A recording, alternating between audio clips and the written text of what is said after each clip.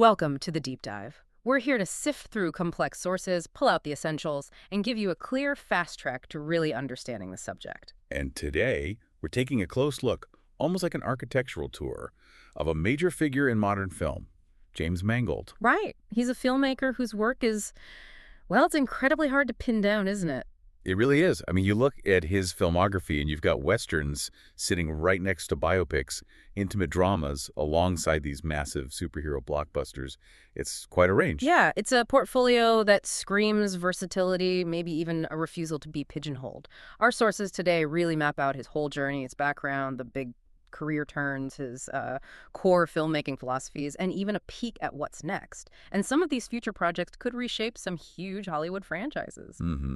So our mission here is to figure out what's behind that success. How does one director jump between such wildly different genres, and still manage to find that human emotional core in almost every story? Exactly. We want to give you that shortcut to understanding how he operates, this director who seems to specialize, above all, in character. So where do we start? The beginning seems right. Okay, let's unpack this range then. Starting right at the beginning, the foundations. Mangold was born in New York City in 1963, grew up in Washingtonville, New York. But the really crucial part, I think, is his background in fine art. Oh, absolutely. That's the key starting point.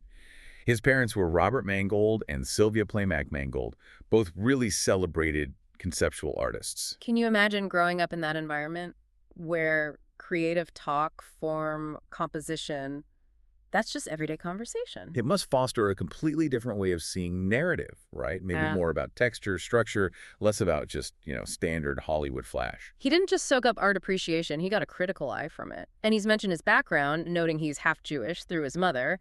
So this mix of culture and art must have given him a unique perspective when he started his formal training. And he took that perspective out west to CalArts, the California Institute of the Arts, studied film and video, got his BFA. But the really key thing there was his mentor, Alexander McKendrick. The legendary McKendrick, yeah. Director of The Lady Killers, films like that. Yeah. And apparently he gave Mangold some crucial advice. He did. In Mangold's third year, McKendrick told him, essentially, look, you need more than just film technique. You need to understand performance. So he pushed him to enroll in the CalArts School of Theater to study acting while studying film. That's a really fundamental insight for a director, isn't it? It's huge, because if you understand acting from the inside out, you can talk to actors differently, not just about where to stand, but about, the why, the motivation, the emotional truth. It builds empathy. You understand what the actor's going through, what tools they need. It probably explains why he became known as such an actor's director. He gets these Oscar-winning performances out of people. Right. And it wasn't just theory. Even while he was still at CalArts, he was already working professionally. He directed this promotional doc called Future View for Disney and General Motors. Big names. That must have opened doors immediately. Straight away. In 1985, right after graduating, boom, he gets a writer-director deal at Disney, which is huge for a young filmmaker. And while he was there, he wrote a TV movie, and maybe the most interesting credit from that time, he co-wrote the animated film Oliver and Company. Remember that one? 1988. I do. So you'd think, okay, he's set, Disney career track locked in, stability. But then he does something kind of surprising, almost counterintuitive. Yep. He leaves Hollywood, goes back to New York to get an MFA at Columbia University's film school. Wow. Choosing deep craft over maybe immediate commercial momentum? Exactly. And again, he finds this incredible mentor figure, Mila Forman. The director of One Flew Over the Cuckoo's Nest, Amadeus. Wow. Yeah. And Forman really took him under his wing, helped him develop the scripts for what would become his first two big features, Heavy and Copland. And that guidance clearly paid off fast. His first independent feature, Heavy, comes out in '95. Instant critical hit, wins Best Directing at Sundance. It was a real statement, wasn't it? This director is about intimate character work, no matter the scale. It was quite an entrance. Showed he could handle tone, get powerful performances with, not a lot of resources. Yeah. He wasn't just climbing the ladder. He'd built this independent artistic credibility based on writing and character, which, as you said, sets up the next phase perfectly. Genre jumping phase. Right. This period, roughly 97 to 2010, where he just tackles seemingly everything. And the jump from Heavy, that small, quiet drama, to Copland in '97, I mean, that's quite a leap. Huge ensemble crime film. Stallone, De Niro, Keitel, Ray Liotta, just legends. Yeah. And the challenge there wasn't just managing these huge personalities, it was getting an icon like Stallone to dial down the action hero stuff and deliver this quiet, internal, vulnerable performance. It showed he could use that acting background, that CalArts training, to push even A-listers into new territory. And he did it while keeping that gritty neo-noir feel the story needed. Then, just 2 years later, 1999, another sharp turn. Girl, Interrupted, period drama, set in a mental institution. And this one really cemented his reputation with actors, didn't it? Absolutely. Angelina Jolie wins the Best Supporting Actress Oscar for her role. So now he's not just getting good reviews or box office, he's delivering major awards. But he doesn't settle into being the awards drama guy either. Not at all. The genre switches just keep coming. Next up, almost bafflingly, is Kate and Leopold in 2001. Romantic comedy, fantasy, time travel. Talk about tonal whiplash. It starred Meg Ryan and Hugh Jackman, and Jackman actually got a Golden Globe nomination for Best Actor in a musical or comedy for it. It really suggests he was actively trying out different cinematic languages, you know? Like he wanted to master comic timing or maybe the structure of light fantasy, using each genre as a kind of workshop. It's also interesting that around this time, he even stepped back in front of the camera a bit, played a movie director in Kate and Leopold, and wasn't he a doctor in The Sweetest Thing? Yeah, a little nod back to that acting training, baby. So, okay, from rom-com, where does he go? Sharply back to tension in 2003 with Identity. Right, that high-concept psychological thriller with John Cusack. Again, showing he could handle mystery, suspense, complex plotting. He was building this, encyclopedic knowledge of film styles. And all this genre hopping, this constant working out in different cinematic gyms, it set him up perfectly for what many consider his big breakout. The Johnny Cash biopic, Walk the Line, in 2005. This one felt like a real passion project for him. He co-wrote it, produced it under his own banner, Treeline Film, and directed it. Joaquin Phoenix as Cash, Reese Witherspoon as June Carter Cash. And the impact was huge. Grossed, $187 million worldwide, 5 Oscar nominations, and crucially, Reese Witherspoon won Best Actress. That's the second Oscar-winning performance he directed. Right, and I think the genius there was how he portrayed their relationship. It wasn't some sugary musical fantasy. It was messy, difficult, emotionally draining at times. Real. He took the biopic structure, but layered in that psychological depth from his earlier dramas. But he wasn't finished exploring American myths yet, was he? Nope. 2007, he delivers 3.10 to Yuma, the Western remake. Russell Crowe, Christian Bale. Critically acclaimed. This felt like a really deliberate engagement with a classic American genre, but done with modern grit, modern psychological depth. Yeah, it got great reviews, couple Oscar nominations. And for anyone tracking his development, this film is vital. It's where he really mastered the visual language and the thematic weight of the Western, and that becomes so important later. Before he jumps fully into the blockbuster arena, though, there's one more film that kind of proved his commercial muscle. Night and Day in 2010. Tom Cruise, Cameron Diaz. Action comedy. Definitely lighter fare than usual for him. The reviews were mixed. They were mixed, yeah. But it made money. $262 million worldwide. And in Hollywood, showing you can deliver a big commercial hit, even if it's not an awards darling, that's important currency. It proved he could handle the spectacle, the big stars, the whole package. So you look back at that decade plus, from 97 to 2010. He's done crime, drama, rom-com, thriller, biopic, Western, action comedy. He's like a directorial Swiss Army knife. Which leads us right into part 3, the blockbuster era, where he takes all those skills and applies them to some massive franchises, starting around 2013. And he jumps right into the deep end with the X-Men universe. He was first hired just to direct The Wolverine in 2013. But he ended up doing more, right? Involved in the screenplay. Yeah, he got heavily involved in adapting it, working with others, drawing a lot from that classic Frank Miller's Claremont run set in Japan. That must have been a big test, fitting his character focus into a universe that already exists, with all its rules and fan expectations. And he pulled it off commercially. Over $414 million worldwide on a $120 million budget. It worked. But really, that felt like the prelude to the main event, Logan, in 2017. Ah, Logan. Now that felt like a Mangold film through and through. Absolutely. His masterpiece within the franchise world, arguably. Third time working with Hugh Jackman. He co-wrote it with Scott Frank and Michael Green. Sure. And they deliberately pulled from Mark Millar's Old Man Logan comics that much darker, grittier storyline. What made Logan so special, I think, was that it kind of rejected the usual superhero formula. It wasn't about saving the world, it was an elegy about getting old, about fatherhood, about failure. And he used the visual and thematic language of the Western, which he'd nailed in 3.50 to Yuma, to tell this incredibly personal superhero story. It felt grounded, brutal, emotional. The critical reaction was just huge. It's consistently called one of the best superhero films ever made. But here's the really telling detail from our sources. The Oscar nomination. Exactly. His first Oscar nomination for Best Adapted Screenplay. And Logan became the first live-action superhero movie ever nominated in a screenplay category. That's history being made. It's a validation that, yeah, these films can be serious, character-driven cinema if the intent is there. He absolutely proved it, and he carried that momentum right into his next big prestige project, Ford v. Ferrari, in 2019. A return to period drama, but this time focused on that intense world of racing, engineering, rivalry.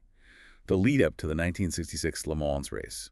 Christian Bale as Ken Miles, Matt Damon as Carroll Shelby. The challenge there seems like making a film about, engine specs and guys driving in circles feel dramatic. And he did it by focusing on the human element, the volatile relationship between Miles and Shelby, using Le Mans as this pressure cooker to reveal who they were. Another huge success. $225 million worldwide, 4 Oscar nominations, including Best Picture for Mangold himself.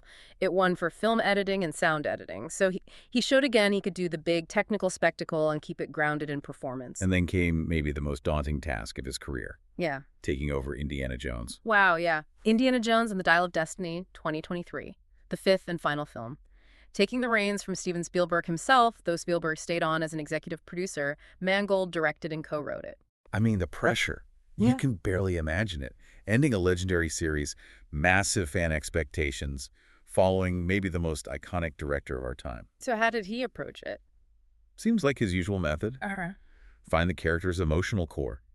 Make it about Indy's legacy, about aging, about that one last adventure feeling, rather than just, hitting the nostalgia buttons over and over. And it still got awards recognition, right? Yep, 1 Academy Award nomination, which shows that even in probably the toughest franchise situation imaginable, he's still delivering quality work that gets noticed. Which brings us almost up to date to his latest big prestige film, the Bob Dylan biopic, A Complete Unknown, slated for 2024, starring Timothée Chalamet. All right. This one had some delays, pandemic, the SAG-AFTRA strike in 2023, but it sounds like it's positioned for major critical attention. It's him returning to that biopic territory he conquered with Walk the Line. And the awards buzz mentioned in our sources is, well, it's pretty incredible. For A Complete Unknown, Mangold apparently received 3 Academy Award nominations himself. Which one? His first ever nomination for Best Director, his second for Best Picture, and his second for Best Adapted Screenplay. Wow. Across the board recognition. That's huge. And what about the acting? Chalamet. The sources suggest 4 Oscar-nominated performances came out of that single film. Timothée Chalamet, Edward Norton, and Monica Barbaro apparently among them. Okay, let's just pause and take stock there. If you count Jolie for Girl, Interrupted, Witherspoon for Walk the Line, maybe Phoenix and Jackman's nominations, plus these 4, he has consistently directed actors to the absolute highest level of recognition. Across all these different genres, too. Drama, biopic, rom-com, superhero films. He's like a conductor, and the actors are his primary instrument. It really forces that question then. What's the secret sauce? How does he pull off these crazy genre shifts and always land on emotional truth? What's his core philosophy? Let's get into that part 4. His style, philosophy, and what's next. Well, he's been pretty open about it. He says, even with the biggest franchises, his main goal is always finding that emotional center for the characters. If their journey doesn't resonate, all the spectacle in the world doesn't matter. Right. He argues that a lot of modern franchise films fail because they just become repetitive. They lean too heavily on nostalgia or just rehash old plots, making you wish you were just watching the original again. His solution, which you really saw in Logan and Dial of Destiny, is to acknowledge why people love these characters, the core appeal, but then deliberately push something to someplace new. In Logan, that meant pushing Wolverine into old age, decline, mortality. It became a film about death, not just survival. And with Indy 5, it was about looking at his legacy, his relevance in a changing world. But doing that kind of character work requires some freedom, doesn't it? Which must create tension when you're dealing with established IP. He admits there's a difference. Biopics like A Complete Unknown give him a factual framework, but also artistic freedom to interpret. Franchises, though, especially ones with decades of lore, he says you have to navigate this almost religious level of fan expectation. This is really interesting for anyone watching the industry. His stance is pretty blunt, isn't it? Well, yeah, he basically says he refuses to be handcuffed by lore. He has to follow his own vision because trying to please every single fan is just impossible. And his track record kind of backs that up. He trusts his gut for story and character more than strict adherence to canon, but he goes even further, right? He has some strong words about current Hollywood trends. This is probably the most provocative point in our sources. Mangold has openly called the trend of multiverses and interconnected universe building the enemy and death of good storytelling. That's a pretty bold statement from someone who made Logan a hugely successful film within a connected universe. It is, but he explains his reasoning.